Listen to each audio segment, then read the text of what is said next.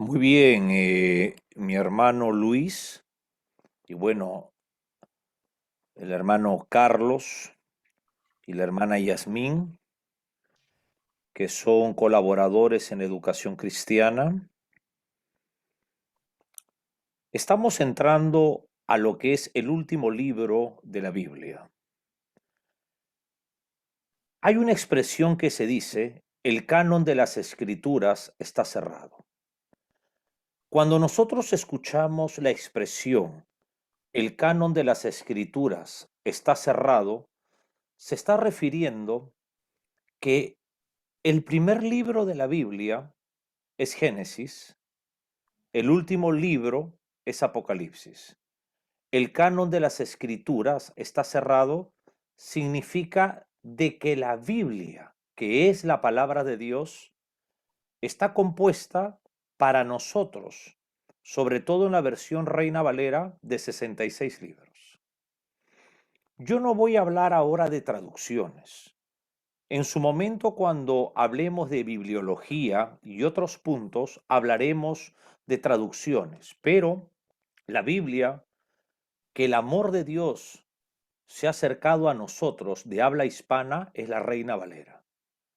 Y bueno, déjame decirte que es la reina. Para mí es la reina de todas, a pesar que para muchos no lo es. Por supuesto que como educador tengo muchísimas Biblias en mi estudio, pero para mí sigue siendo la reina, porque es la Biblia en el cual nosotros nos relacionamos en la familia cristiana en toda Latinoamérica.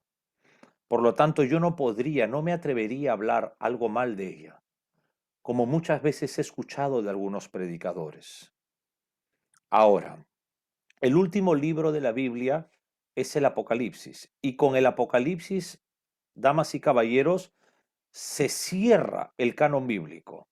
Eso significa de que ya no hay más libros. Deuteronomio, capítulo 4, versículo 2. Ábralo, hermano Carlos. Proverbios, capítulo 30, versículo 16. Ábralo, mi hermana Yasmín. Y hermano Luis, Apocalipsis, capítulo 22, versículo 18 y 19. Ábralo, por favor. Vamos a leer versículos bíblicos que nos hablan claramente sobre el canon de las escrituras sagradas, sobre ese cierre que nos habla la escritura que es la palabra de Dios. Deuteronomio capítulo 4, versículo 2. Hermano Carlos, Yasmín, Proverbios capítulo 30, versículo 6. Y el hermano Luis, Apocalipsis capítulo 22, 18, 19. Comience mi hermano Carlos Satián. En Deuteronomio capítulo 4, versículo 2, leemos la palabra en el nombre del Padre, en el nombre del Hijo, en el nombre del Espíritu Santo. No añadiréis a la palabra que yo os mando, ni disminuiréis de ella, para que guardéis los mandamientos de Jehová vuestro Dios que yo os ordeno. Amén. Mira lo que dice ahí. Deuteronomio capítulo 4, versículo 2, dice que no debemos de añadir a las palabras que están escritas en la Biblia. Cuando hablamos, amados hermanos, de Deuteronomio, estamos hablando de Moisés, de los escritos de Moisés. Moisés escribió lo que en el hebreo es la Torá, pero nosotros lo conocemos en griego como el Pentateuco. La palabra Pentateuco, ustedes que son académicos, eruditos en algunas materias, Pente 5. Pentateuco significa estuche de 5 libros. Ahora, nosotros lo conocemos en el español, los 5 primeros libros, que es Génesis, Éxodo, Levítico, Números y Deuteronomio, como los 5 libros de Moisés. Pero en el cristianismo es Pentateuco. Y en el Pentateuco, el autor sagrado el autor humano que Dios soberanamente escogió fue Moisés para escribir. Deuteronomio, algunos dicen que es la segunda ley, pero no es segunda ley, es repetición de la ley que el mismo Moisés escribió en Éxodo. Es importante el lenguaje. El lenguaje nos lleva a nosotros a tener una sana doctrina, una sana interpretación. Y Moisés entonces está hablando claramente que nadie puede agregar y que nadie puede quitar. Vamos a ver qué dice el libro de los Proverbios con la hermana Yasmín Baca. Amén. El libro de los Proverbios, capítulo 30, versículo 6. No añadas a sus palabras para que no te reprenda y seas hallado mentiroso. Proverbios capítulo 30, versículo 6. El libro de los Proverbios fue escrito por Salomón. Salomón fue el hijo de David. Fue uno de los hijos de David. Y Salomón escribió 3 libros. Eclesiastés, Cantar de Cantares y Proverbios. Cuenta la historia que él escribió 3000 proverbios. Pero el amado Espíritu Santo, que es el inspirador de toda la escritura, le ha placido bien tenernos unos 500 y un poco más de proverbios escritos.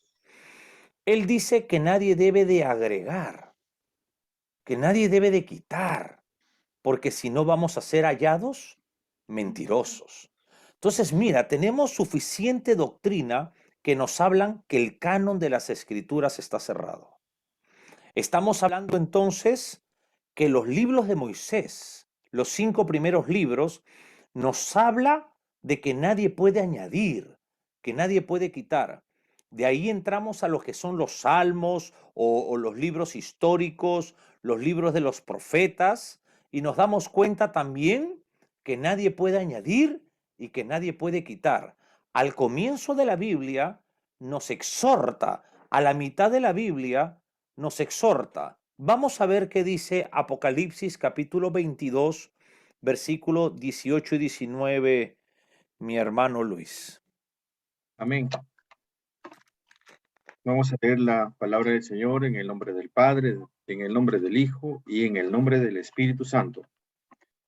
Apocalipsis, capítulo 22, versículos 18 y 19. Yo testifico a todo aquel que oye las palabras de la profecía de este libro. Si alguno añadiere a estas cosas, Dios traerá sobre él las plagas que están escritas en este libro. Y si alguno quitare de las palabras del libro de esta profecía, Dios quitará su parte del libro de la vida y de la santa ciudad y de las cosas que están escritas en este libro. Amén. Nos dimos cuenta también de que en el último libro de la Biblia también nos exhorta el amado Espíritu Santo a través de los agiógrafos. Agiógrafos, esta palabra se refiere a estos autores humanos que soberanamente Dios eligió para escribir la palabra de Dios. Entonces, cuando se dice que, por ejemplo, el Apocalipsis es un libro canonizado, estamos hablando de que ese libro completo es canonizado, que no se puede agregar y no se puede quitar. Cuando hablamos que toda la palabra de Dios, el canon de las escrituras está cerrado, nadie puede agregar y nadie puede quitar. Nadie que hable de Dios, nadie que hable de la Biblia puede agregar o puede quitar. Todo predicador que hable temas que no se encuentran dentro de la escritura sagrada será hallado mentiroso. Es lo importante de invertir para el estudio. Muchos dicen que no debo de invertir y se sientan muchas veces a hablar de la Biblia y lo hacen de una mejor manera, pero no siempre es la manera correcta. Y es por eso que se forman sectas. No se trata de que yo ahora digo, yo voy a abrir una iglesia porque tengo un grupo de 4 personas. Para abrir una iglesia hay requisitos. Y una de ellas es no ser un neófito. Un neófito es no ser un ignorante de la palabra. Yo puedo orar, yo puedo ayunar y yo puedo en el espíritu tener mucha comunión, pero ser un neófito en la parte académica. Por lo tanto, cuando yo aperturo un grupo y aperturo porque me siento que soy un pastor, eso es lo que trae divisiones dentro de la iglesia cristiana, dentro de la asamblea cristiana. Es por eso que para abrir una casa de oración hay que tener un llamado, y el llamado no lo da el hombre, sino lo da Dios a través del Señor Jesucristo. Amén. Y hay características que se presentan en el llamado. Una de ellas es el hambre de querer aprender de Él, de tener hambre y sed de justicia, tener hambre de la verdad, tener sed de la palabra de Dios. Pero una persona que no quiere estudiar, una persona que no quiere invertir su tiempo al estudio, a la oración y al ayuno y quiere ser un ministro de la palabra, es porque Satanás lo tiene muy engañado, y es por eso que se forman las religiones, es por eso que se forman las sectas. No podemos nosotros salir de una línea de lo cual está establecido. Esta palabra canon viene de una palabra que es cané. Esta palabra cané significa o nos da un entendimiento sobre una vara de medición. Había una manera de medir los libros de los judíos y que los propios judíos lo aceptaban. Los propios judíos lo aceptaban. Entonces, acá estamos observando en la escritura que dice, el Apocalipsis es el último libro de la Biblia. Con él se cierra todo el canon bíblico y por lo tanto es la revelación escrita por parte de Dios a los hombres. La Biblia es la revelación de Dios para los hombres. No es para los animales, no es para los ángeles. Solamente es para los hombres, los antropos. El libro del Apocalipsis es clave para entender todo lo que significarán los eventos futuros. Por lo tanto, esto encierra lo que es la doctrina de la cristología. Recordando un poco, la semana pasada con el hermano Luis, el doctor, estábamos conversando un poquito sobre, habíamos puesto como ejemplo que el Ministerio de Salud tiene diferentes tópicos médicos, diferentes áreas dentro de la medicina, diferentes ramas. Entre ellos está el ginecólogo, el oncólogo, el urólogo, el de medicina interna, el cirujano. Y hay una amplia, realmente, ¿no? Una amplia de lo cual nosotros podemos acercarnos y aprender, tratarnos, etc. Igual es aquí. La Biblia, que es doctrina de Dios, también tiene tópicos doctrinales. Habíamos aprendido tópicos doctrinales la semana pasada. ¿Qué es lo que estudiamos la semana pasada, mi hermano Luis? Hemos estudiado la doctrina de la angeología, la impecabilidad de Cristo, ¿no? Y teología sistemática. Entonces, ahí aprendimos diferentes tópicos. El tópico de la doctrina de la angeología. Estamos estudiando desde el Génesis hasta el Apocalipsis, de una manera panorámica y algunas áreas microscópicas, lo que es realmente la angeología. Ahora vamos a abarcar lo que es la escatología. Y esto es muy importante. La escatología. Hay una palabra compuesta, escatos. Escatología es una palabra compuesta, pero hay una palabra en griego que es escatos y logos. Es decir, escato de escatos, logía de logos. Significa el tratado, el estudio de los eventos del porvenir. La palabra escato en griego nos da el entendimiento de la enseñanza de los eventos del porvenir. Déjenme decirles que para mí un 60% de toda la Biblia, desde el Génesis hasta el Apocalipsis, es escatología bíblica. Por ejemplo, los profetas mayores, los profetas menores son libros escatológicos. Yo le llamo al libro de Daniel el Apocalipsis del Antiguo Testamento. El libro de Daniel, el 45% es escatología pura. Y el libro del Apocalipsis, el 95% es escatología pura. Por lo tanto, vamos a entrar a estudiar Apocalipsis. El 95% es escatología.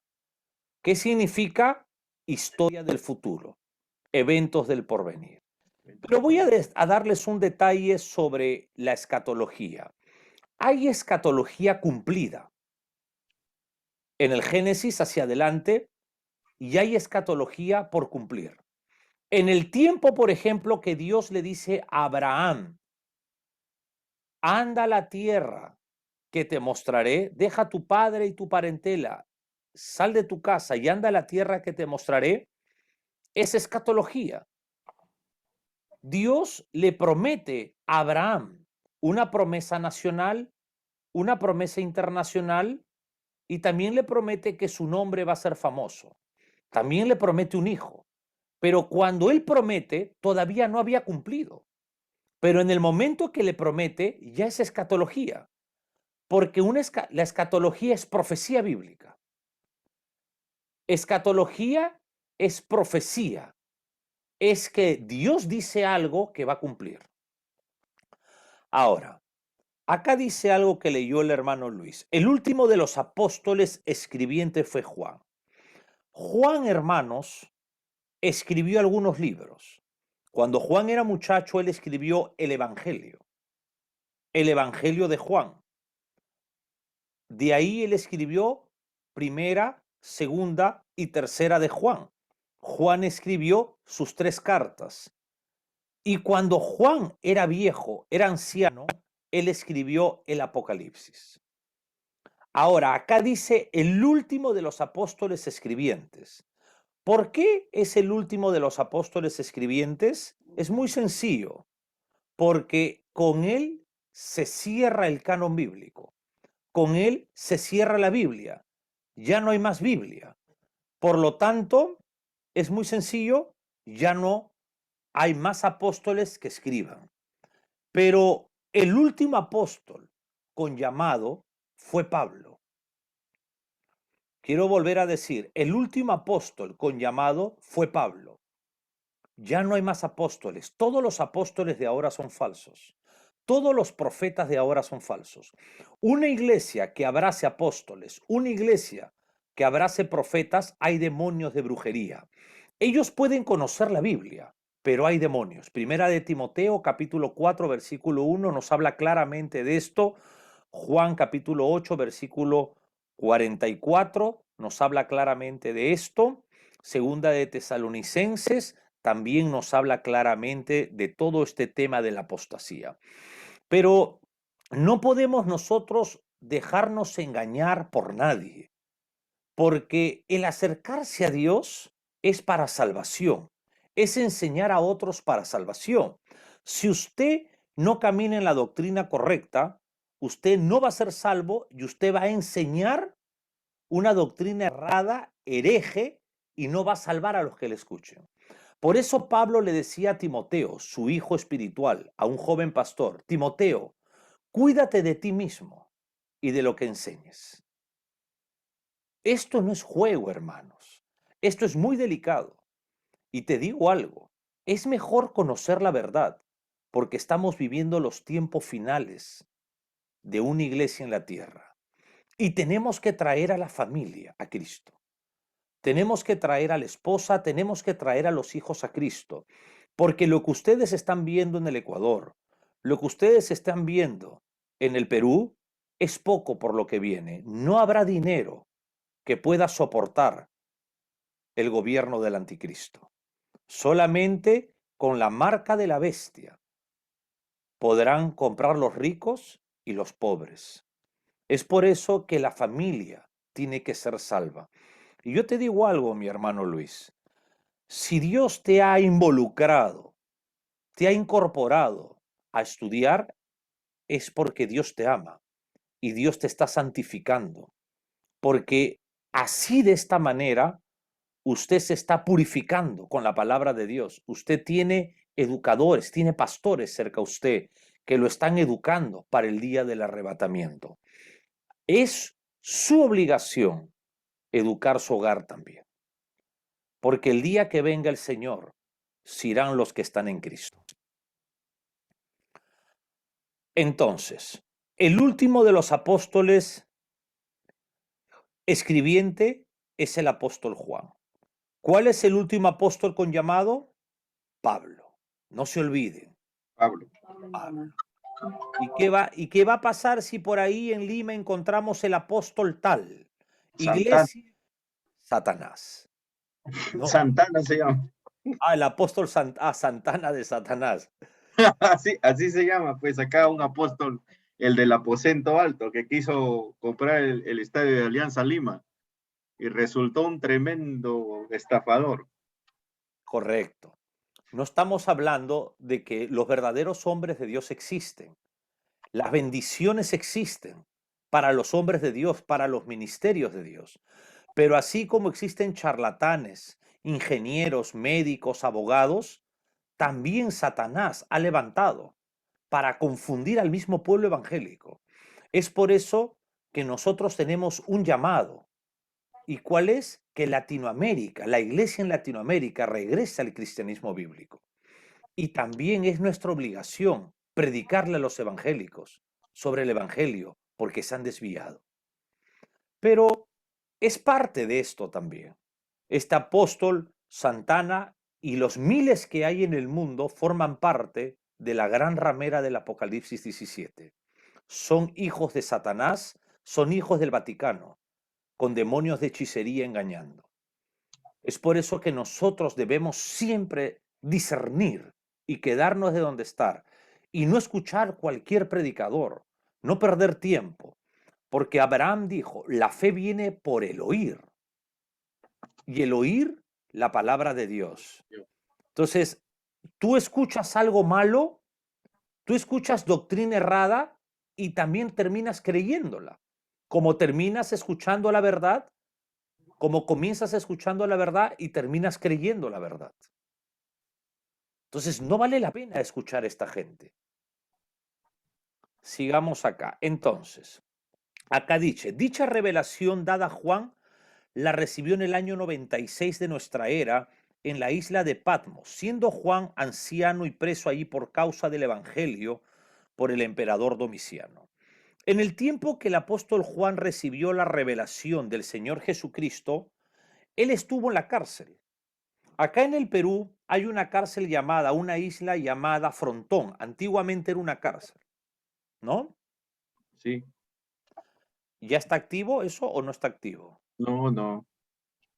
Perfecto. En el tiempo de Juan había en el mar Egeo una isla llamada Patmos. Y ahí el emperador Domiciano hizo una cárcel. Y cuenta el Apocalipsis en el capítulo 1 de que Juan fue llevado ahí por causa del testimonio de Jesucristo, de testimonio de la palabra, por predicar que Jesucristo es Dios hecho carne, por predicar la escritura sagrada. Juan terminó preso. Él no fue preso por violador, él no fue preso por homicida, él no fue preso por ladrón, él fue preso por predicar a Cristo. Qué interesante, porque el hermano Luis nos habla del apóstol Santana. El apóstol Santana no creo que esté preso. Debe de tener una casa de millonario, debe de tener un carro de millonario. Juan no tenía casa, Juan no tenía carro y encima Dios le revela en una cárcel, no en una mansión. ¿Por qué? Porque los apóstoles verdaderos fueron mártires del evangelio. Y no me digas que un apóstol millonario va a ser un apóstol del Señor Jesucristo. Si ustedes se dan cuenta, mayormente los cristianos somos un pueblo humilde y noble, un pueblo que vive por fe. Ahora, Hay cristianos que Dios les da dinero para que a través de ellos ayuden a pastores, ayuden a ministerios y sean bendecidos ellos, pero siempre para compartir en su ministerio, no para guardar las casas y construir sus mansiones. No, no. Si el corazón de uno de ellos está puesto en el tesoro donde la polilla come, entonces esa persona realmente no forma parte de la familia de Dios. Por ejemplo, el dueño de Colgate es cristiano y cuenta la historia de que él vive, por decir, lo he escuchado, con $300,000 mensuales. Claro, es un montón de dinero, pero ese hombre puede vivir de repente con 900,000 y dice que el resto él ayuda a misioneros, ayuda a misiones, ayuda a ministerios, porque es un hombre que ha entendido que él es un hombre de paso y que si Dios le ha bendecido es para ayudar, no es para lucrarse. No significa que no pueda tener su casa, no, aún un pastor puede tener su casa, eso no es ni un pecado. El pecado está en poner el corazón en el dinero y dejar las responsabilidades delante de Dios. Entonces tú no me puedes decir que estos sinvergüenzas, perdón la palabra, que estos sinvergüenzas que se dicen ser apóstoles, pues si ellos son apóstoles, pues que se vayan a la guerra de Ucrania, pues, y que empiecen a orar por los de Ucrania. Si estos hombres dicen que tienen el poder de Dios para atar demonios, que se vayan a atar los demonios en la guerra ahorita. ¿Por qué no se van al Ecuador ahorita a atar esos demonios de guerra interna? Quieren hacer una guerra civil. ¿Por qué no se van a atar los demonios? ¿Por qué eso se van a predicar ahí? Porque tienen miedo, porque son cobardes. Y estos hombres son tan ricos que pagan guardaespaldas. Claro, pero déjame decirte que los apóstoles de la Biblia y hombres humildes como nosotros no pagamos guardaespaldas. ¿Por qué? Porque nosotros tenemos guardaespaldas invisibles gratis, que son los ángeles. Y no necesitamos pagar. El hombre de Dios es protegido por Dios, no por hombres. Esa es una demostración que no son verdaderos también. Ahora, entonces Juan estaba preso ahí en la isla de Patmos en el año 96. Juan estaba gastado. ¿Por qué estaba gastado? Por el duro trato del emperador. ¿Quién era el emperador? El emperador se llamaba Domiciano. Domiciano era un hombre terrorífico, era un hombre terrible que predicaba, que perseguía a los cristianos a muerte. Él quería que los cristianos le dijeran a él Señor y Dios. Y esa fue una de las causas que fueron perseguidos nuestros hermanos, porque nosotros sabemos que nuestro Señor y Dios es Cristo, no el emperador.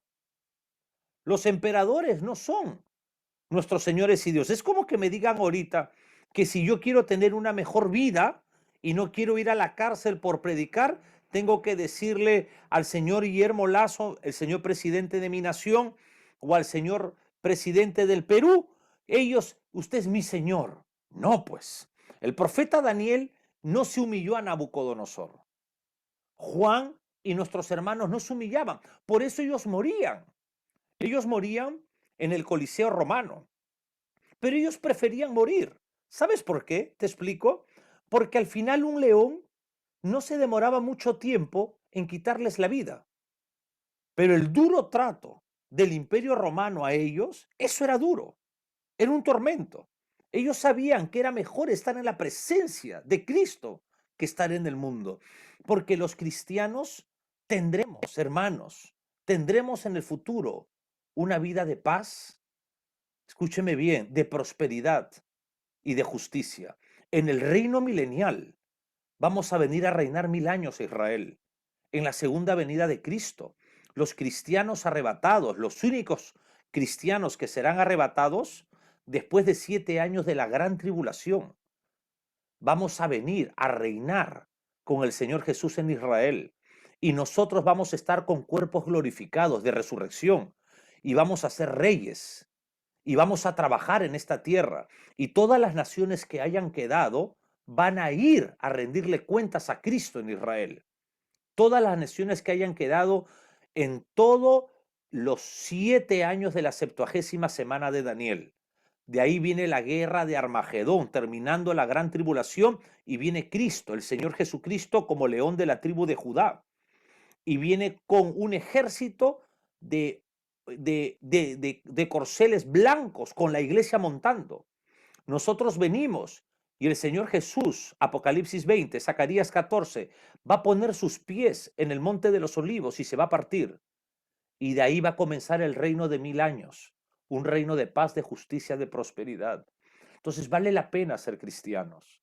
Vale la pena, hermanos, porque toda esa gente, nuestra familia, lamentablemente, a mí me da tristeza, pero ellos prefieren la mundanalidad, prefieren la idolatría, la religiosidad, prefieren la borrachera, prefieren la Johnny Walker, prefieren lo que sea, el adulterio, la pornografía, que vivir una vida con Dios. Nosotros tenemos el privilegio, pero no debemos callarnos. Debemos siempre de enseñar. Ahora, Apocalipsis, déjeme decirles algo que no es un nombre de susto, de miedo. Mayormente Hollywood agarra y hace películas de desastres naturales y pone Apocalipsis. Entonces, las personas que escuchan el nombre Apocalipsis se asustan porque creen que ese nombre es terrorífico. Y no es así. Apocalipsis significa revelación, significa descubrir, significa correr el velo. Por ejemplo, ustedes en sus casas tienen una cortina con un velo. Si ustedes abren la cortina, ahí dejan el velo, que es semitransparente, y ustedes van a poder mirar la silueta que hay afuera, pero no van a ver bien. La única manera que van a ver bien es corriendo el velo. Apocalipsis es esto, es una revelación, es correr el velo de todo lo que ha estado escrito en la Biblia y que ahora se entiende. Por ejemplo, la 70ª semana del libro del profeta Daniel, capítulo 9, habla de 70 semanas. Se han cumplido 69 semanas de años. Se han cumplido 483 años al pie de la letra. Faltan la última semana, que es la gran tribulación. Esos 7 años están escritos en el Apocalipsis capítulo 6, hacia adelante. Yo te hago una pregunta. Si se ha cumplido 69 semanas de años, 483 al pie de la letra, ¿se cumplirá la última semana?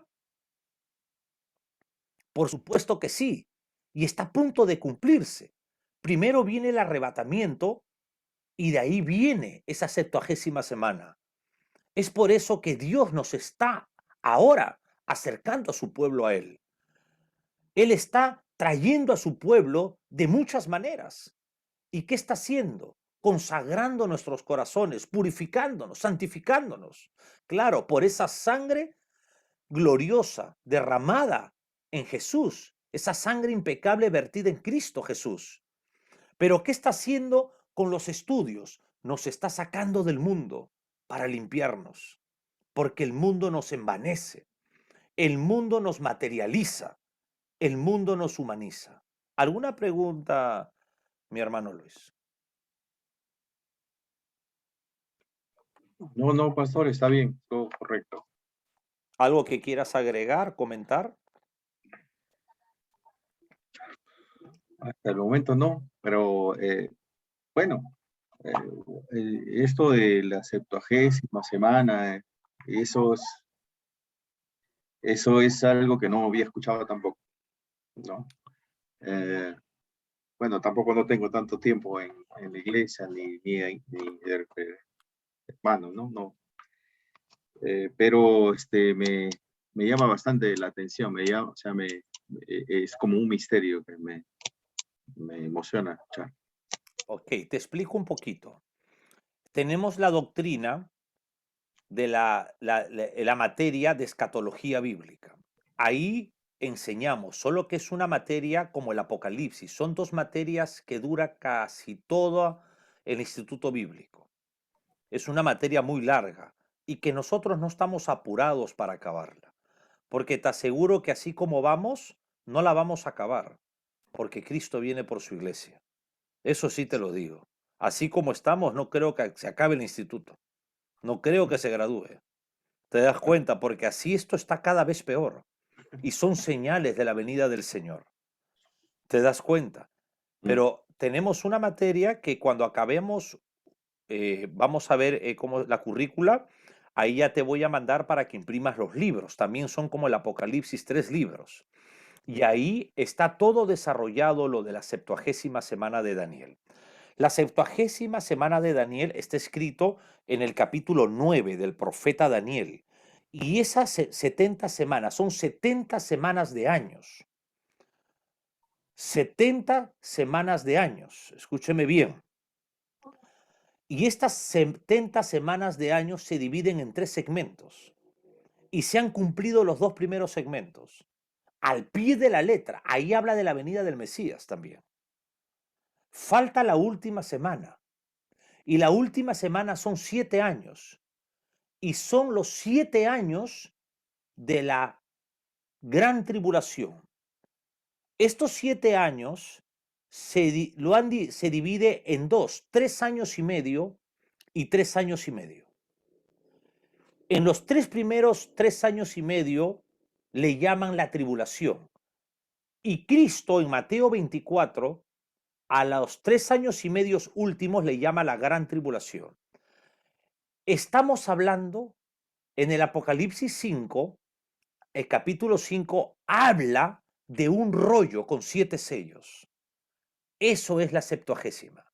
El primer sello, hermanos, es el caballo blanco.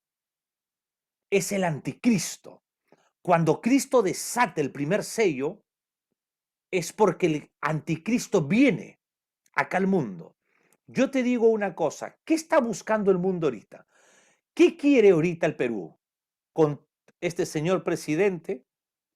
Con estos 4 presidentes que han habido, con esta crisis, el Ecuador ahorita, ¿qué está clamando? ¿Qué quiere el mundo? Paz y seguridad.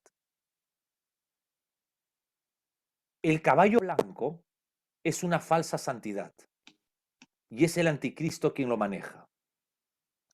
Ese está en el capítulo 6 del Apocalipsis. Y el anticristo va a venir con un arco. Él viene a conquistar. Escúcheme bien, pero no viene a pelear. ¿Quién es el anticristo? Es un presidente que está entre nosotros. Este señor presidente, que es el primer hijo predilecto o el hijo predilecto de Satanás, el anticristo, él va a traer pronto una solución al mundo de la crisis que hay. Y ese es el camino a la marca de la bestia de Apocalipsis 13. Tenemos que tener mucho cuidado, mucho cuidado. Y nada de chips y nada de nada. Y tenemos que traer a nuestras familias a Cristo y hablar estos temas muy claro con ellos. Los que quieren escuchar. Los que están dentro de nuestra casa, nosotros como varones somos responsables. Ya los hijos que salieron, ya no somos responsables. Ya no les ponemos imponer las normas del hogar. Pero no debemos de callarnos. Si no nos quieren escuchar, solamente orar por ellos. Pero la esposa tiene que someterse al esposo. Y los hijos que están en esa casa tienen que someterse a las normas del padre.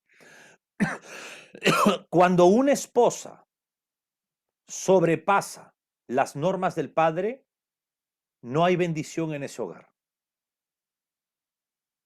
El hombre es la cabeza del hogar y la esposa se somete, salvo que el hombre sea un inmoral. En eso no se va a someter la esposa.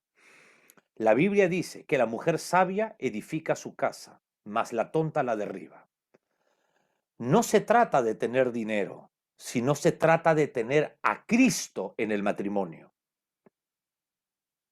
Para que no haya inmoralidad en el matrimonio, para que haya confianza, firmeza, tiene que estar Cristo ahí. Porque solamente Cristo puede traer la verdadera unidad, porque ellos, Dios en su Trinidad lo habló muy claro, muy claro. Él instituyó, Él bendijo el matrimonio. Dejarás padre y madre y te harás una sola carne con tu mujer. Tenemos que llegar a entender lo que significa eso. Vamos a leer un poquito más, ten la gentileza, mi hermano Luis. Página 9.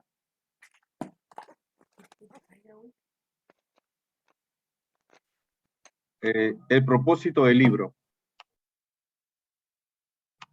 B1 dice, la revelación de Jesucristo que Dios le dio para manifestar a sus siervos del griego doulos las cosas que deben suceder pronto, y la declaró enviándola por medio de su ángel, ángelos, en griego, y Malak en hebreo, a su siervo Juan. El propósito de este libro es de darnos a conocer o desvelarnos las cosas que estuvieron encubiertas u ocultas durante siglos y que han de suceder en breve. El estudio de este libro es muy importante para nosotros, la iglesia de los últimos tiempos, ya que ha de suceder pronto. Las cosas que deben de suceder pronto. Literalmente en el griego significa enseguida, una tras otra. Según la traducción en griego, son para nosotros en este tiempo. Útil para todos.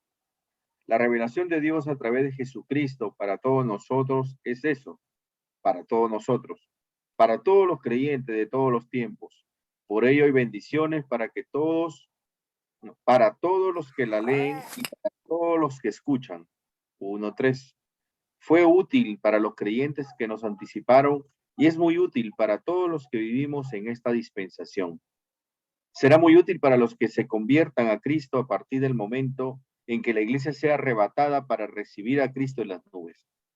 Primera de Tesalonicenses 4:17 dice, luego nosotros los que vivimos, los que hayamos quedado, seremos arrebatados juntamente con ellos y en las nubes para recibir al Señor en el aire, y así estaremos siempre con el Señor. Kyrios en griego. Perfecto. Te hago leer porque, bueno, a todos los estudiantes les hacemos leer para que el lenguaje, como hablábamos la semana pasada, ingrese esta información nueva al software de tus mismos labios. Entonces, tenemos una mejor actitud, tenemos nuestros sentidos puestos en lo que leemos de la mejor manera, ¿no? Entonces podemos nuevamente a renovar nuestra mente. Ahora, aquí está el propósito del libro. ¿De qué libro? Del libro del Apocalipsis. B1 es versículo 1. A ver, vamos a ver si es verdad lo que dice. Vamos al Apocalipsis capítulo 1, versículo 1 para ver si esto es verdad. Repetición de Jesucristo. A ver, léelo ahí, si está bien, si es verdad. Sí. Perfecto. Entonces dice así, la revelación de Jesucristo. Esta palabra revelación es Apocalipsis. El Apocalipsis de Jesucristo es. Mira qué interesante. ¿De quién es el Apocalipsis? Jesucristo. No es de Juan, no es mío. Es de Jesucristo. Amén. Es la revelación de Jesucristo, el Apocalipsis de Jesucristo. Que Dios le dio. A ver, ¿quién le dio a Jesucristo la revelación? Dios le dio. El Padre. Para manifestar a sus siervos. Vamos despacio, ustedes son muy inteligentes. Mira, la revelación de Jesucristo. El Apocalipsis de Jesucristo que el Padre le dio. ¿Para qué le dio el Padre a Jesucristo la revelación? Para manifestarlo a los hombres. No a los hombres, sino a sus siervos. Los siervos. Una de las cosas es, una cosa es un enfermero y otra cosa es un doctor. Una cosa es el enfermero y otra cosa es el que limpia de blanco también la clínica. Pero lo confunden con enfermero. Muchas veces porque se viste de blanco igual que el enfermero y es el que limpia. Vamos a poner un ejemplo así. Cualquiera, hermanos, no entiende el Apocalipsis. ¿Por qué, pastor? Porque no todos son siervos. Amén. Pueden ser predicadores, pueden tener títulos de pastores, pueden tener, ¿sabes qué? Grupos de hermanos que congregan, pero no son siervos. ¿Tú te imaginas de que existe el don de la oratoria? Por lo tanto, hay gente que tiene carisma para hablar y atrae gente, convence, como Sí. los vendedores, ¿no? Y hacen iglesias, pues. porque convencen. Te das cuenta y forman grupos, pero solamente es para los siervos. La palabra siervo, como ya sabemos, el Nuevo Testamento fue escrito en griego, la palabra siervos es doulos. Y déjame decirte algo, de acá se deriva una palabra, douleo. Y esta palabra douleo, que la van a aprender más adelante, no es necesario escribirlo ahorita, sino escucharla o escribirla si quieren. Douleo significa ser esclavo. Las epístolas de Pablo, él decía, Pablo, esclavo de Claro, Jesucristo. de Jesucristo. Ah, Por ejemplo, yo soy un esclavo, porque mi vida no es trabajar en el mundo secular, sino es orar, ayunar, hacer los libros y educar. Porque si yo trabajara 10 horas afuera, ¿yo podría hacer esto? no, ¿Yo podría hacer los libros? no hay tiempo. No, pues para hacer libros hay que estar como un trabajo que usted hace 8, 9, 10 horas afuera y yo sentado. ¿Te das cuenta? Entonces todo es un trabajo y todo es muy digno de lo que se hace. Entonces, ser esclavo no es el pensamiento antiguo de una venta o de un tráfico de seres humanos. Hablando acá bíblicamente de ser un esclavo, hablamos de dependencia, de depender del Señor Jesucristo, de depender de la palabra. Entonces, la revelación de Jesucristo que el Padre le dio a Jesucristo para manifestar a sus esclavos, a los que dependen de él. Tú decir, ese es un siervo y lo ves todo el día en el mall, lo ves ahí paseando, lo ves en la playa. Ese no es un siervo, es un sinvergüenza, cargando una Biblia. ¿Te das cuenta? Un siervo es una persona que está separada del mundo para Dios. Claro, yo también voy al mall cuando voy al patio de las comidas a llevar a las niñas a que coman un KFC. No, no es pecado.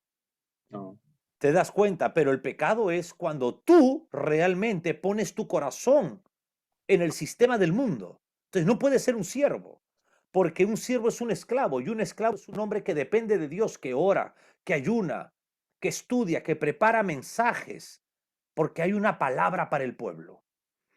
Mira, hermano, para preparar un mensaje el domingo, por lo menos son 30, 40 horas y tener tiempo de oración para que Dios guíe el corazón de ese hombre para hablarle a un pueblo. ¿Te das cuenta? Entonces, acá dice, para manifestar a sus esclavos. ¿Quiénes son sus esclavos? Los que dependen de él, los que viven para él. ¿Qué cosa? Las cosas que deben de suceder pronto. La palabra más correcta, que ya lo vamos a estudiar la semana que viene, no es suceder pronto, no, es enseguida, lo que dice los manuscritos más cercanos al original. Las cosas que deben de suceder enseguida, una tras otra. una cosa. O sea que los juicios van a ser uno tras otro, no es que van a pasar un año, 2 años, no, son seguidos. Y si ustedes se dan cuenta, en la pandemia hemos recibido juicios, desastres naturales en cantidades, solamente que no ha sido notorio por la pandemia.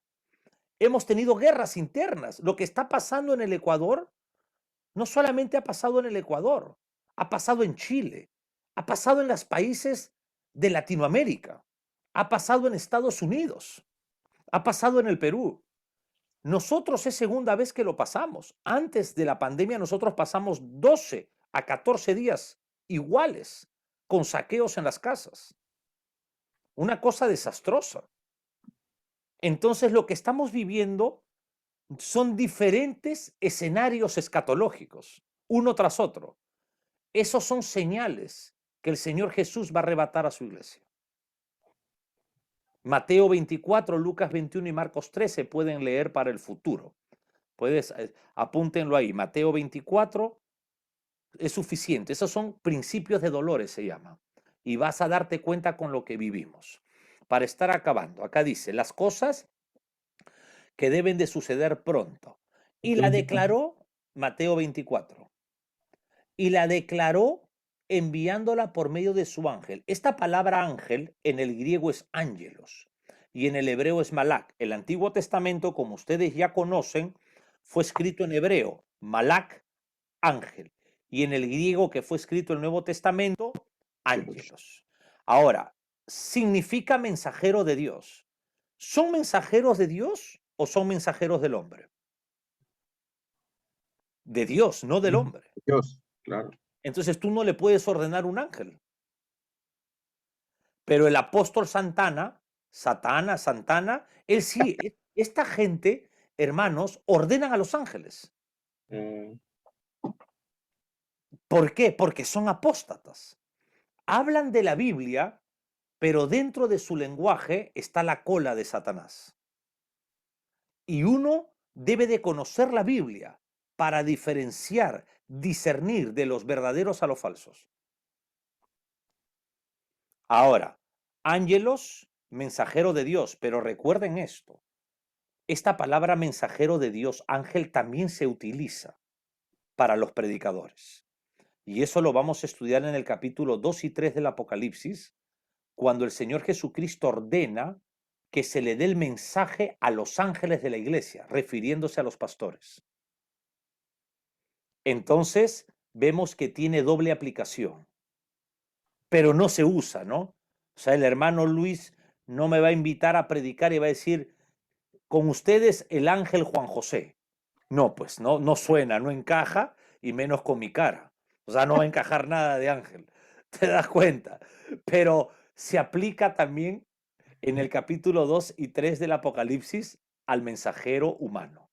Amén. Amén. Entonces, amados hermanos, gloria a Dios para siempre. Nos hemos gozado.